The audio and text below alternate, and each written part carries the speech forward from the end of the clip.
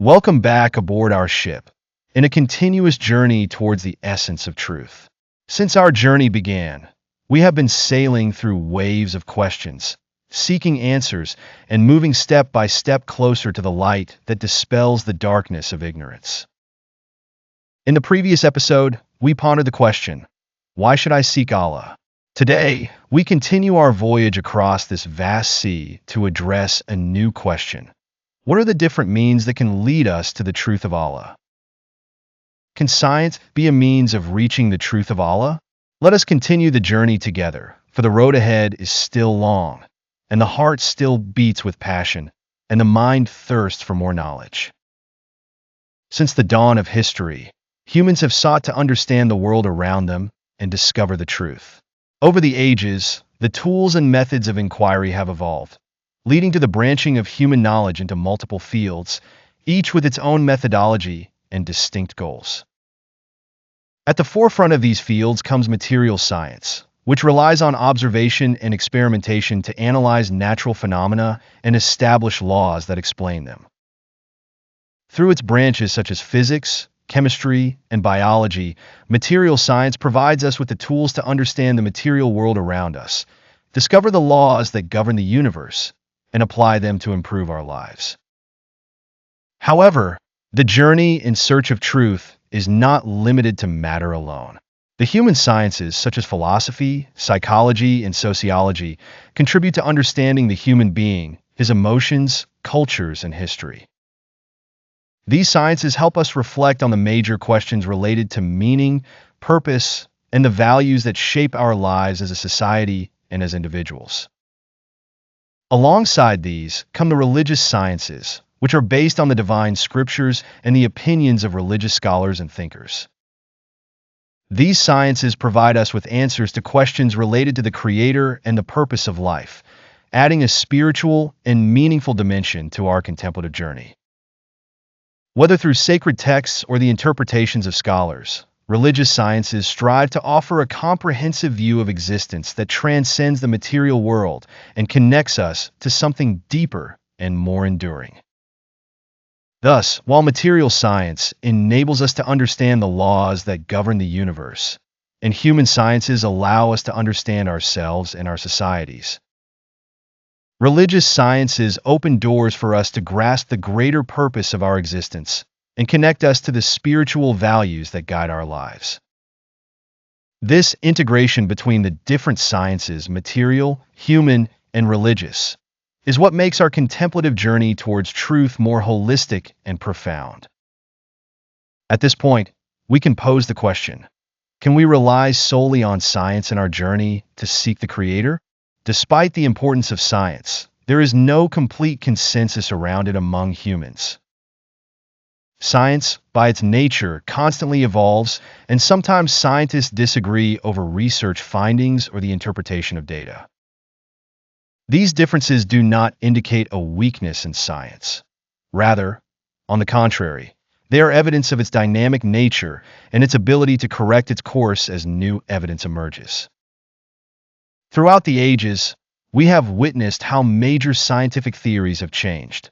What was once considered a fixed truth at a certain time may have changed or been modified later. For example, Newton's theory of gravity, which was considered the foundation of our understanding of physics, was revised after the emergence of Einstein's theory of relativity, which added a deeper and more accurate perspective to our understanding of gravity and the universe.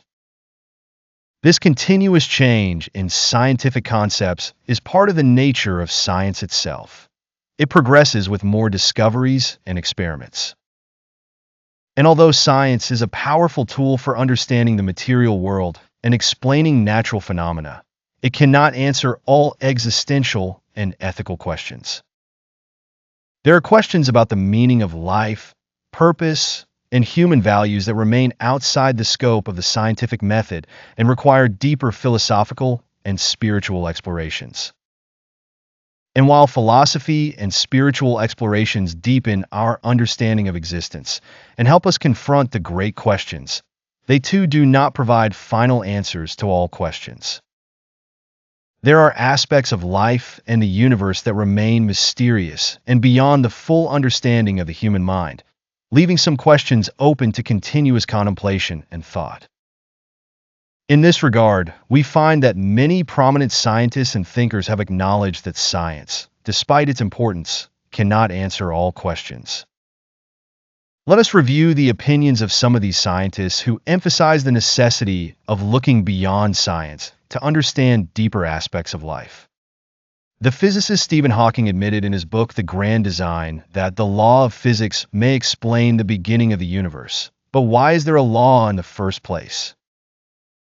This question goes beyond the capacity of physics and indicates that material science alone cannot answer metaphysical questions related to existence and purpose. Carl Jung, one of the foremost figures in analytical psychology, pointed out in his book Man and His Symbols that spiritual and religious experience is part of the human psyche, but he also affirmed that psychology cannot reach the truth of the Creator. The philosopher Immanuel Kant, despite his interest in scientific and social thought, emphasized in his moral theory that the moral law transcends scientific or social explanation. He pointed out that absolute morality cannot be explained solely through social experience, but is linked to something beyond human experience, which leads to the contemplation of the existence of a creator or a higher principle that defines these values. Similarly, religious sciences, while they provide insights into the truth of the Creator and the purpose of creation, they differ greatly. For example, in Hinduism, Vivekananda, one of the most prominent Hindu philosophers of the modern era, pointed to the plurality within Hinduism. He said, Hinduism, despite its diversity, acknowledges that all paths lead to the truth. However, these paths may differ in their details. This recognizes that Hinduism is not a unified religion in terms of doctrine interpretation, but contains deep differences in the understanding of God and the purpose of creation. In Buddhism, Tenzin Gyatso, the 14th Dalai Lama, the spiritual leader of Tibetan Buddhism, acknowledged significant differences within Buddhism. In one of his books, Opening to Other Religions, he said, there are multiple schools in Buddhism, and each of them has a different interpretation of the sacred texts, but they all strive to achieve nirvana through different means. Likewise, in the Abrahamic religions, such as Judaism, Christianity, and Islam, there are significant differences, even extending to the purpose of creation. Moses Maimonides, the Jewish philosopher and rabbi, pointed out the existence of significant differences within Judaism in understanding the nature of Allah, especially between the philosophers and the commentators. In his book The Guide for the Perplexed, he says, Allah is beyond any human conception and can only be understood through deep contemplation. Yet Jews have differed in their interpretations of this absolute truth.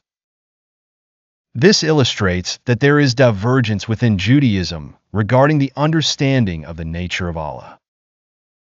The Protestant theologian Paul Tillich acknowledged the existence of plurality within Christianity in the understanding of doctrine.